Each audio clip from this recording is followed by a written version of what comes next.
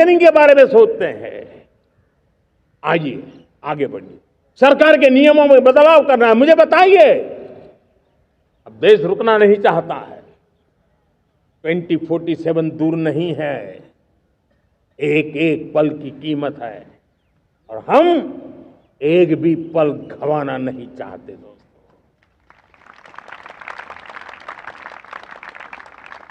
साथियों, ये आगे बढ़ने का अवसर है, बड़े सपने देखने का अवसर है, संकल्प के लिए समर्पित होने का अवसर है। जब सरकार आपके साथ है और मैं स्वयं आपके साथ हूं, तब हम नया इतिहास बना सकते हैं। साथियों, आज नेशनल मैन्युफैक्चरिंग मिशन पर बहुत तेजी से काम हो रहा है। हमारे एमएसएमईज, उसका लोहा दुनिया मानती है। ये दुनिया में बड़ी बड़ी चीजें बनती है ना, कुछ न कुछ तो औजार हमारे देश के एमएसएमईज के द्वारा जाते हैं, बड़े गर्व के साथ जाते हैं। लेकिन हम कॉम्प्रिहेंसिव इंटीग्रेटेड विकास की राह पर जाना चाहते हैं और इसलिए उनकी शक्ति बढ़े। और उसमें भी मैंने पहले एक बार लाल किले से कहा था, जीरो डिफेक्ट जीरो इफेक्ट। आज कहना चाहता हूं कि हमें विश्व बाजार में अपने सामर्थ्य का लोहा मनवाना है, तो हमें क्वालिटी में निरंतर नई ऊंचाइयों को पार करना। दुनिया क्वालिटी को स्वीकार करती है, हमारी गुणवत्ता सबसे ज्यादा हो और सरकार के भी प्रयास हो, रॉ मटेरियल की भी उपलब्धि हो, हमारी प्रोडक्शन की कॉस्ट कैसे कम हो, हम उसमें दम रह रहे। और साथियों, हम सभी जो उत्पादन के क्षेत्र में लगे हैं, उन सबका मंत्र होना चाहिए, दाम कम लेकिन दम ज्यादा। हमारी हर प्रोडक्ट का दम ज्यादा हो लेकिन दाम कम हो। इस भाव को लेकर के हमें आगे बढ़ना है। मेरे प्यारे देशवासियों, आजादी के लिए अनगिनत लोगों ने बलिदान दिए हैं। मैंने पहले भी कहा, जवानी खपा दी, फांसी पे लटक गए। क्यों? स्वतंत्र भारत के लिए। 75-100 साल पहले का वो कालखंड याद कीजिए, पूरा देश स्वतंत्र भारत के मंत्र को लेकर के जीता था। आज समय की मांग है, स्वतंत्र भारत का मंत्र लेकर के जीने वालों ने हमें स्वतंत्र भारत दिया। आज 140 करोड़ देशवासियों का एक ही मंत्र होना चाहिए, समृद्ध भारत। अगर कोटि कोटि लोगों के बलिदान से स्वतंत्र भारत हो सकता है, तो कोटि कोटि लोगों के संकल्प से, पुरुषार्थ से, आत्मनिर्भर बनने से, वोकल फॉर लोकल की बात करने से, स्वदेशी का मंत्र को जापने से समृद्ध भारत भी बन सकता है। वो पीढ़ी स्वतंत्र भारत के लिए खप गई थी, ये पीढ़ी समृद्ध भारत के लिए नए कदम उठाए, यही समय की मांग है। और इसलिए मैं आज बार बार आग्रह करता हूं और मैं देश के सभी इन्फ्लुएंसर्स को कहना चाहता हूं, इस मंत्र को आगे बढ़ाने में मेरी मदद कीजिए। मैं सभी राजनीतिक दलों को, राजनेताओं को, सबसे कहता हूं कि आइए, ये किसी राजनीतिक दल का एजेंडा नहीं है, भारत हम सबका है। हम मिलकर के वोकल फॉर लोकल, उस मंत्र को हर नागरिक के जीवन का मंत्र बनाएं। भारत में बनी हुई, भारत के नागरिकों के पसीने से बनी हुई वो चीजें जिसमें भारत की मिट्टी की महक हो और जो भारत के आत्मनिर्भर के संकल्प को ताकत देता हो, हम उसी को खरीदेंगे, हम उसी का उपयोग करेंगे। हम उस दिशा में आगे आए। यह हमारा सामूहिक संकल्प हो, देखते ही देखते हम दुनिया बदल देंगे दोस्तों। मैं आज हर छोटे मोटे व्यापारी को, दुकानदार से आग्रह करना चाहता हूं, आपकी भी जिम्मेवारी है। हम छोटे थे, हमने कभी बाजार में देखा नहीं था कि शुद्ध घी की दुकान, ऐसे ही लिखा जाता था घी की दुकान। लेकिन समय रहते लोग लिखने लगे शुद्ध घी की दुकान। मैं चाहता हूं देश में ऐसे व्यापारी आ गया, ऐसे दुकानदार आए कि यहां स्वदेशी माल बिकता है, वो बोर्ड लगा रहे। हम स्वदेशी का गर्व करने लगे। हम स्वदेशी मजबूरी में नहीं, मजबूती के साथ उपयोग करेंगे, मजबूती के लिए उपयोग करेंगे और जरूरत पड़ी तो औरों को मजबूर करने के लिए उपयोग करेंगे। ये हमारी ताकत होनी चाहिए, ये हमारा मंत्र होना चाहिए। मेरे प्यारे देशवासियों,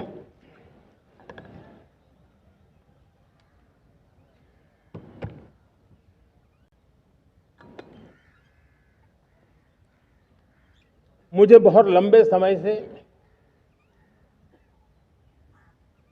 सरकार में काम करने का अवसर मिला है। मैंने कई सारे उतार चढ़ाव देखे हैं। सरकारों की मुसीबतों से भी मैं परिचित हूं, व्यवस्थाओं की मर्यादाओं से भी परिचित हूं। लेकिन उसके बावजूद भी हमारी जिम्मेवारी है कि हम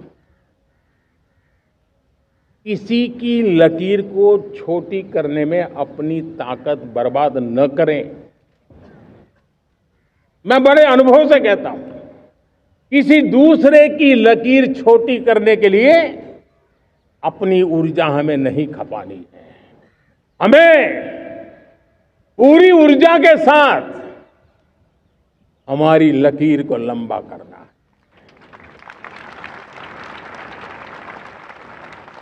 हम अगर अपनी लकीर लंबी करते हैं तो दुनिया भी हमारा लोहा मानेगी। आज जब वैश्विक परिस्थितियों में आर्थिक स्वार्थ दिनों दिन बढ़ रहा है, तब समय की मांग है कि हम उन संकटों के रोते बैठने की जरूरत नहीं है। हिम्मत के साथ हम अपनी लकीर को लंबी करें। और मैं 25 साल के शासन के अनुभव से कह सकता हूं, अगर ये रास्ता हमने चुन लिया, हर किसी ने चुन लिया, तो फिर कोई स्वार्थ हमें अपनी चंगुल में नहीं फंसा सकता है। मेरे प्यारे देशवासियों, बीता दशक रिफॉर्म, परफॉर्म, ट्रांसफॉर्म कर रहा है। लेकिन अब हमें और नई ताकत से जुड़ना है। पिछले दिनों हमने कई रिफॉर्म्स किए। एफडीआई हो, इंश्योरेंस कंपनी की बात हो, विश्व की यूनिवर्सिटीज को भारत के अंदर स्थान देने की बात हो, कई रिफॉर्म्स किए हैं। 40,000 से ज्यादा अनावश्यक कंप्लायंसेस को हमने खत्म किया है। इतना ही नहीं, 1500 से अधिक पुराने कानून जो बाबा आदम के जमाने के थे, उन सबको हमने खत्म कर दिया है। हमने दर्जनों कानूनों को सरल करने के लिए संसद में जाकर के जनता के हितों को सर्वोपरि रख करके बदलाव किए हैं। इस बार भी हो हल्ला के बीच लोगों तक बात पहुंची नहीं होगी, लेकिन एक बहुत बड़ा रिफॉर्म इनकम टैक्स एक्ट में हुआ है। करीब 280 से ज्यादा धाराएं हमने समाप्त करने का निर्णय किया है। और साथियों, सिर्फ आर्थिक मोर्चे पर ही रिफॉर्म नहीं, हमने नागरिक के जीवन को भी आसान बनाने के लिए रिफॉर्म किए। इनकम टैक्स रिफंड की बात हो, रिफॉर्म का परिणाम है। फेसलेस असेसमेंट की बात हो, रिफॉर्म का परिणाम है। 12 लाख तक आज इनकम टैक्स से मुक्ति दे देना, देश का जो भविष्य बनाने में उत्सुक है ऐसा मेरा मध्यम वर्ग का परिवार आज फूला नहीं समा रहा है। कभी किसी ने सोचा नहीं था कि 12 लाख रुपए तक का इनकम टैक्स पर जीरो कर दिया जाएगा। आज कर लिया है। जब देश का सामर्थ्य बढ़ता है तो देशवासियों को लाभ मिलता है। अंग्रेजों के जमाने से दंड संहिता में हम दबे पड़े थे, दंड का भय दिखा करके जीवन चल रहा था। 75 साल आजादी के ऐसे ही गए। हमने दंड संहिता को खत्म कर दिया, न्याय संहिता को ले आए हैं।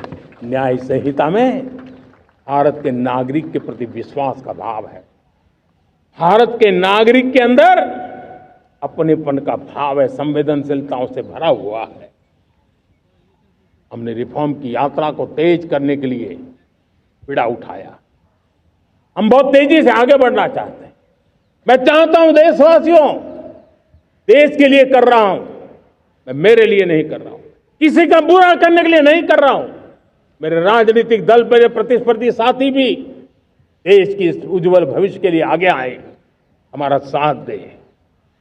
स्ट्रक्चरल रिफॉर्म्स की बात हो, रेगुलेटरी रिफॉर्म्स की बात हो, पॉलिसी रिफॉर्म की चर्चा हो, प्रोसेस रिफॉर्म की चर्चा हो, प्रोसीड्यूरल रिफॉर्म्स करने की जरूरत हो, हर प्रकार के रिफॉर्म्स ये आज हमने मकसद बना करके चले हैं। और मेरे प्यारे देशवासियों, नेक्स्ट जनरेशन रिफॉर्म्स के लिए हमें एक टास्क फोर्स गठित करने का निर्णय किया है।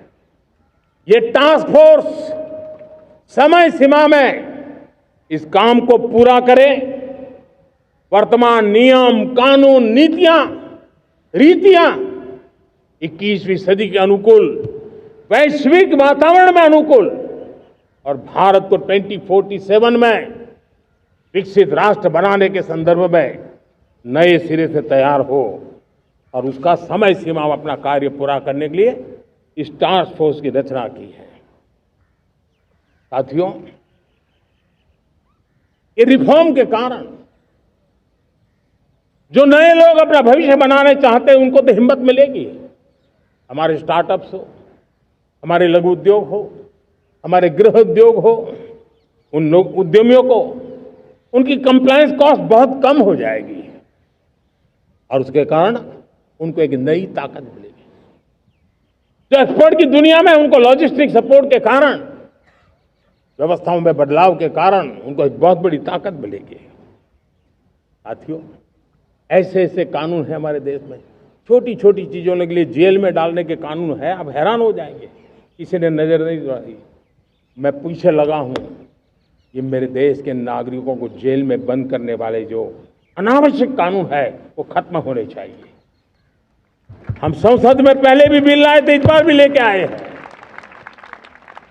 साथियों, इस दिवाली में आपकी डबल दिवाली का काम मैं करने वाला हूं। इस दिवाली में आपको एक बहुत बड़ा तोहफा देशवासियों को मिलने वाला है। पिछले 8 साल से हमने जीएसटी का बहुत बड़ा रिफॉर्म किया, पूरे देश में टैक्स के बर्डन को कम किया, टैक्स की व्यवस्थाओं को सरल किया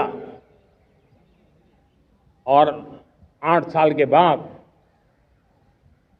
समय की मांग है कि हम एक बार उसको रिव्यू करें।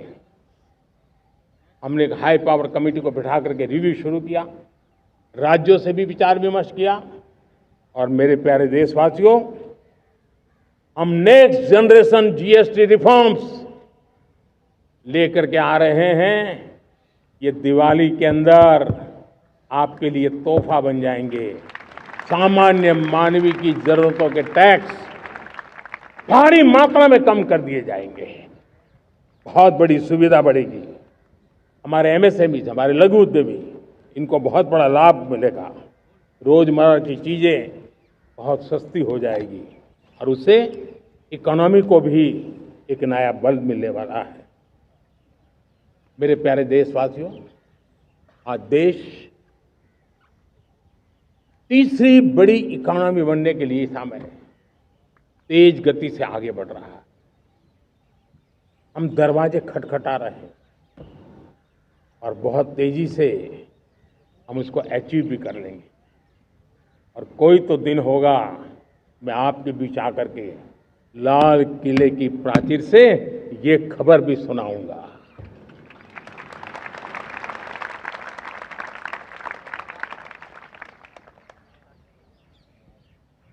आज भारत की अर्थव्यवस्था और आर्थिक स्थिति को लेकर पूरी दुनिया आश्वस्त है। इतनी अस्थिरता के बीच आशा की किरण बना हुआ है भारत का फाइनेंशियल डिसिप्लिन, भारत की फाइनेंस की ऊर्जा।